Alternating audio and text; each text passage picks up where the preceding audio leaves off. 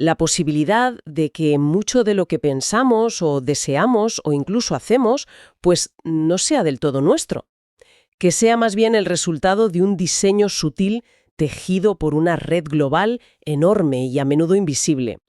El concepto clave que vamos a mirar de cerca es una red neuronal del poder global.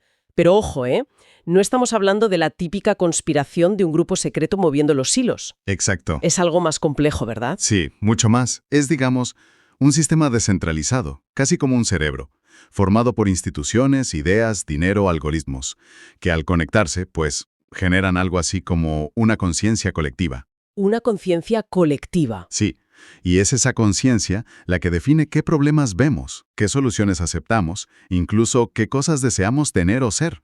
Vale. Suena complejo. Vamos a intentar desgranarlo. Nuestra misión hoy es analizar cómo funciona esta red, según los textos, claro.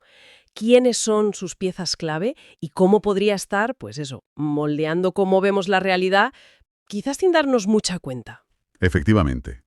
La premisa de fondo que vamos a explorar, y que los documentos señalan mucho, es esa, que gran parte del comportamiento humano podría no venir de un propósito interno, de una voluntad libre, sino ser más bien una respuesta. Una respuesta condicionada. Eso es, programada por estímulos externos, la cultura, la educación, los medios, la publi.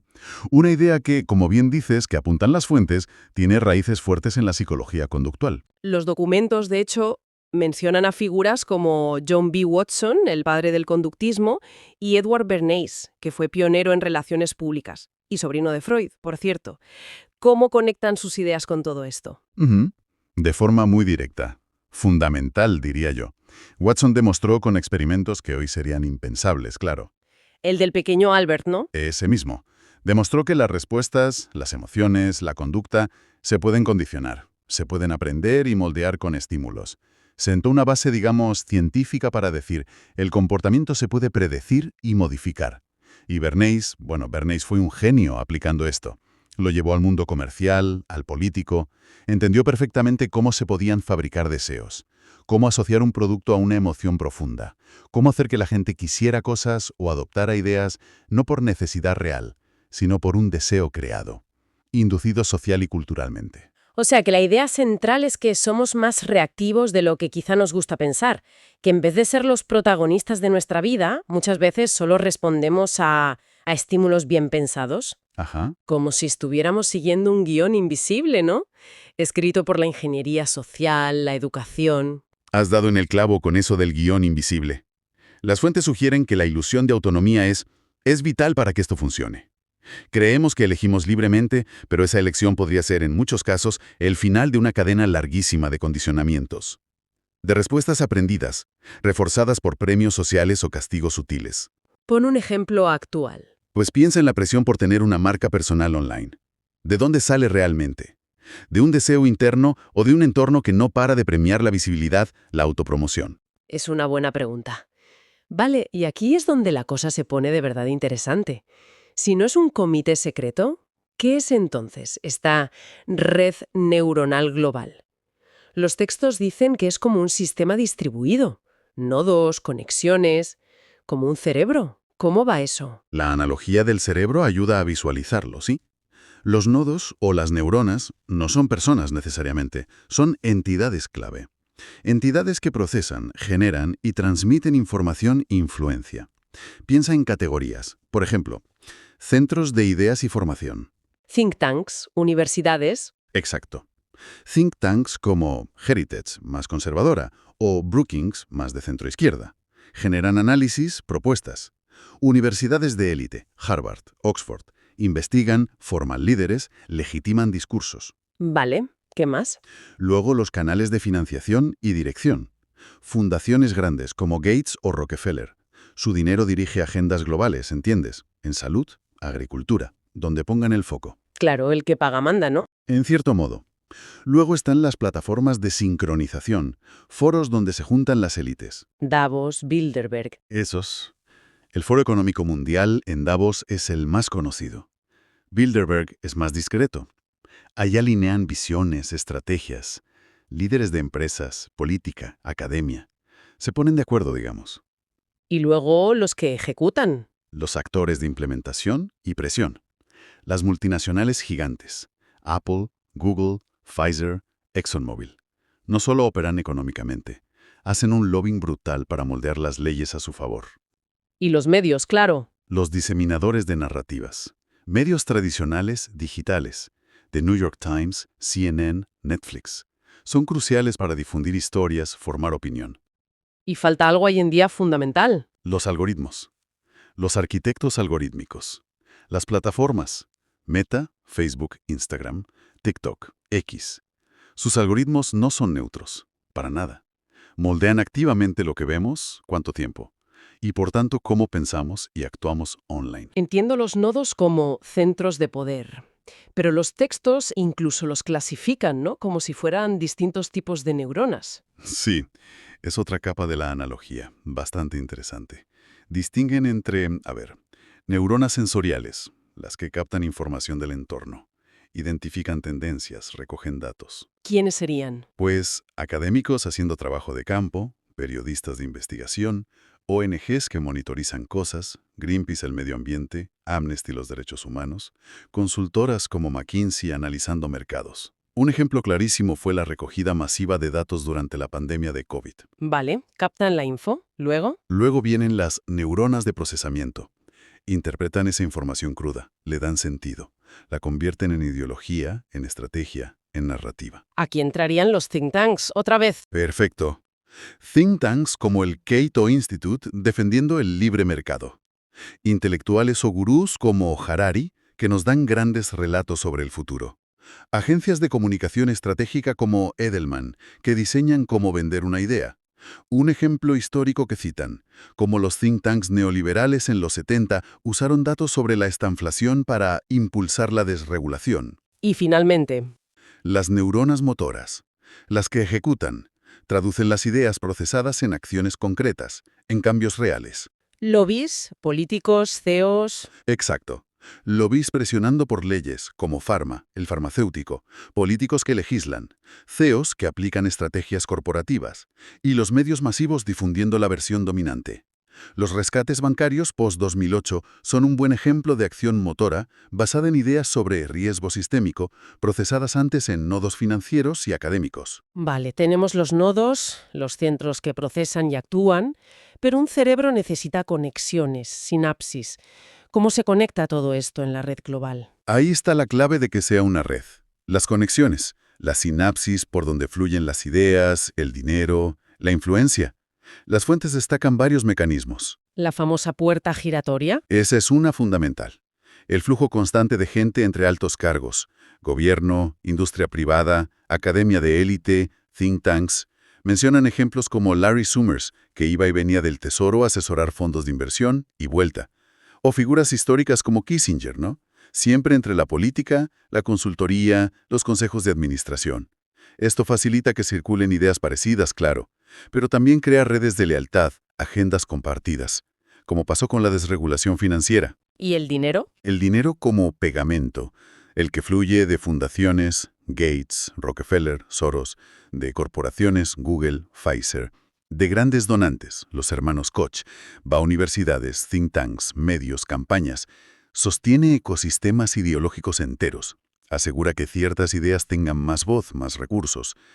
El ejemplo de cómo la Fundación Gates ha moldeado prioridades en salud globales, muy claro. ¿Y los foros? Son como superconexiones. Como supersinapsis, ¿sí? Davos, Bilderberg, cumbres del G7 incluso eventos tipo TED, no toman decisiones formales, pero son puntos de encuentro clave. Líderes de distintos sectores sincronizan visiones, hacen contactos, crean consensos informales sobre temas gordos, IA, clima, futuro del trabajo, y esos consensos luego se van extendiendo por las redes de cada participante. Y los medios y redes sociales serían como el sistema nervioso central, ¿no? Exacto. Los canales principales para llevar los impulsos ideológicos a la sociedad. Y los algoritmos de las plataformas digitales, juegan un papel potentísimo. Amplifican narrativas, crean burbujas, cámaras de eco, dan forma a lo que se ve como sentido común. Fíjate cómo se construyen y viralizan esas dicotomías, populismo versus globalismo, en elecciones, por ejemplo. Entiendo. Pero esta red no suena a algo fijo, estático. Los textos dicen que es adaptativa, que aprende. ¿Cómo? Ese es un punto crucial, para entender por qué persiste, por qué es tan resiliente. No es rígida, la red se adapta, aprende de éxitos y fracasos. Cuando una idea o estrategia funciona, funciona para mantener o expandir el poder, claro. Las conexiones y nodos que la empujaron se refuerzan. Por ejemplo, La desregulación financiera de los 80, inspirada en gente como Milton Friedman, se vio como un éxito en muchos círculos influyentes. Resultado: más dinero para los think tanks que la defendían, más cobertura mediática favorable, se expandió vía tratados como el NAFTA o en la UE. Y al revés, cuando falla. cuando hay fracasos claros o mucha resistencia social, la red intenta ajustarse. Las fuentes mencionan la invasión de Irak en 2003, basada en ideología neoconservadora, promovida por think tanks como el PNAC. ¿Un desastre? Claro. Y eso hizo que ciertos nodos y personas, mencionan a gente como Paul Wolfowitz, perdieran influencia. Y entonces emergen otros nodos, o se potencian, con narrativas nuevas. Narrativas que intentan responder a las críticas, pero sin cambiar el núcleo del sistema. Un ejemplo claro es el capitalismo de stakeholders, o de partes interesadas, Lo he oído mucho últimamente. muy promovido por el WEF después de la crisis de 2008. La idea de que las empresas deben mirar más allá del accionista. Empleados, clientes, sociedad, medio ambiente. Busca responder a las críticas sobre desigualdad y responsabilidad corporativa, pero sin cuestionar las bases del modelo. Lo fascinante aquí, como dicen los textos, es cómo este aprendizaje es continuo y a menudo se acelera con crisis globales, financieras, climáticas, pandemias. Son como pruebas de estrés, oportunidades para reajustar la red. Vale, si la red aprende y se adapta así, ¿cuál es el resultado final de todo esto? ¿Qué efecto tiene en nosotros, en la sociedad? El resultado final que argumentan las fuentes es la creación y el mantenimiento constante de lo que llaman una conciencia colectiva o una realidad operativa, es decir, un marco de referencia compartido, muchas veces implícito, que define lo normal, lo posible, lo deseable, lo racional. Y esta conciencia colectiva, moldeada por la red. Determina cosas cruciales. Primero, ¿qué consideramos un problema y qué tipo de solución es aceptable? Ejemplo, cambio climático. Se enmarca sobre todo como un reto tecnológico. Soluciones: energías verdes, captura de carbono, mercados de emisiones. Lo que se oye en Davos, en París. Exacto. Se da mucho menos bombo, o se tacha de utópico, a soluciones que impliquen reducir drásticamente el consumo o cambiar el modelo económico de raíz, Segundo punto, que se considera racional y que se etiqueta como radical o irresponsable. Piensa en la austeridad fiscal después de 2008. Se presentó como la única opción racional, necesaria, con informes del FMI, de think tanks, mientras propuestas como la renta básica universal, aunque se debatan, a menudo se arrinconan como radicales, no siempre por su lógica interna, sino porque desafían el marco de la red. ¿y a nivel personal? Que llegamos a desear. Muchas aspiraciones que damos por sentadas. Viajar constantemente para vivir experiencias, necesitar el último móvil, obsesionarnos con la marca personal en redes. Las interiorizamos por una exposición constante a mensajes que las promueven. La publi asocia productos a felicidad o estatus. Los medios glorifican ciertos estilos de vida. La cultura tecnológica nos empuja a actualizarnos y exhibirnos sin parar. Hay una idea muy potente en los textos, que la filosofía, entendida como la disciplina que intenta comprender y dar forma a la realidad, no ha muerto, sino que se ha fragmentado, y sus trozos están metidos en estas mismas estructuras de poder. Ya no es solo cosa de académicos. Para entender el mundo y guiar la acción, ahora se estaría ejecutando de forma distribuida, y a menudo sin que se reconozca como filosofía. Se ejecuta a través de varios nodos de la red. Las fuentes identifican varias esferas. El núcleo transnacional de consenso, grupos como el WEF, con figuras como Klaus Schwab, lanzando narrativas como la Cuarta Revolución Industrial, o las reuniones de Bilderberg, la Comisión Trilateral, donde se forjan consensos entre élites globales. Incluso mencionan mecanismos históricos como ciertas sociedades secretas universitarias, tipo Skull and Bones en Yale. Como forjas de élites con visiones compartidas. Algo así. Luego, los talleres de ideas y su aplicación práctica. Vuelven los think tanks, Heritage, Brookings, Chatham House, Rand, que elaboran los argumentos, los informes. Y los lobbies corporativos, que traducen eso en propuestas de ley concretas.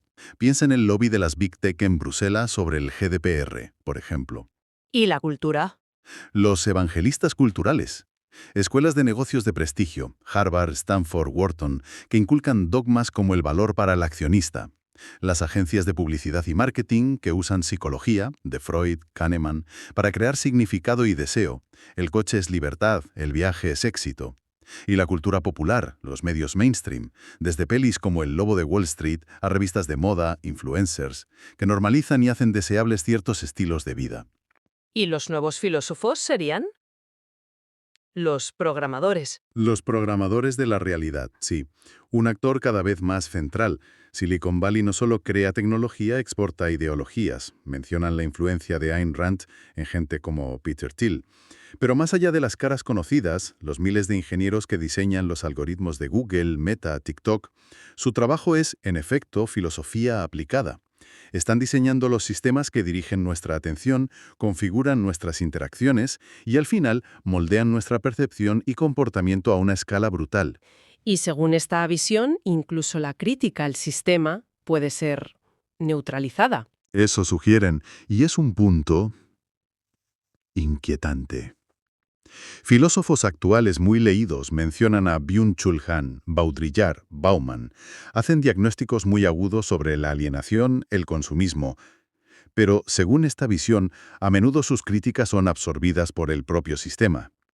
Se convierten en bestsellers, en temas de debate en los mismos medios de la red, en conferencias de moda, dan una sensación de lucidez, de catarsis, pero raramente llevan a cuestionar o desmontar las estructuras. Plantea una cuestión importante sobre la eficacia de la crítica, sí. Si todo esto funciona como una maquinaria tan compleja, ¿cuáles serían los dogmas centrales, las ideas motoras que la impulsan, según los documentos? Identifican lo que llaman una tríada de dogmas interconectados, como el sistema operativo ideológico de la red. Primero, el dogma económico, la creencia casi incuestionable en el crecimiento económico perpetuo y en la eficiencia de los mercados, sobre todo desregulados, como el mejor mecanismo para todo. Una idea académica, refinada en think tanks y promovida por lobbies y políticas globales. Segundo, El dogma psicológico. La convicción, implícita o explícita, de que la realización personal, la felicidad, el sentido de la vida, se consiguen sobre todo consumiendo bienes, servicios, experiencias. Un dogma fabricado y repetido hasta la saciedad por la publi, los medios, la cultura popular. ¿y el tercero? El dogma tecnológico. Una fe profunda, casi religiosa, en que la innovación tecnológica es la solución para casi todo. Clima, enfermedades, pobreza, hasta la muerte. Es el evangelio de Silicon Valley. Justifica la disrupción constante, la latificación de la vida, como progreso inevitable y siempre bueno. Recapitulando entonces, la imagen que sale de este análisis no es la del poder monolítico, secreto, tipo conspiración clásica. Es algo más difuso, más sistémico, quizá por eso más penetrante. Una red descentralizada que se adapta, muy influyente, casi como un sistema nervioso global que procesa información y genera respuestas colectivas. Una red donde la función del filósofo, el que diseña cómo vemos la realidad, se ha dispersado. Está en el economista de Davos, en el publicista viral, en el ingeniero de algoritmos, en el estratega de Bilderberg, y todos ellos, quizás sin coordinarse del todo, contribuyen a escribir y actualizar un software cultural. Un software que la mayoría ejecutamos cada día, a menudo convencidos de que son nuestras propias ideas y decisiones. Sí, y es muy importante subrayar algo que los propios textos recalcan. Reconocer esto, ver cómo funciona la red, no significa que sea invencible, o que estemos totalmente determinados. La toma de conciencia, entender estas dinámicas de influencia, de condicionamiento, se presenta como el primer paso, indispensable. Comprender el sistema es el requisito para poder siquiera pensar en alternativas, en resistencias, en espacios de autonomía real. Y con esa idea nos quedamos, dejamos aquí una reflexión final, una pregunta abierta que sale de todo esto para seguir dándole vueltas. Si aceptamos la metáfora de la red como un software cultural que ejecutamos, los textos insinúan que se podría hackear, reprogramar o al menos crear alternativas. Mencionan la inspiración del open source. Y esto nos lleva a preguntarnos cómo sería, en la práctica, construir o fortalecer nodos y redes alternativas, basadas en valores distintos a los de la red dominante. ¿Qué pequeños actos diarios, qué decisiones individuales o colectivas podrían empezar a desafiar la ejecución automática de ese software preprogramado en nuestras vidas, en nuestras comunidades? Una cuestión compleja, sin duda, para continuar la reflexión más allá de nuestra conversación de hoy.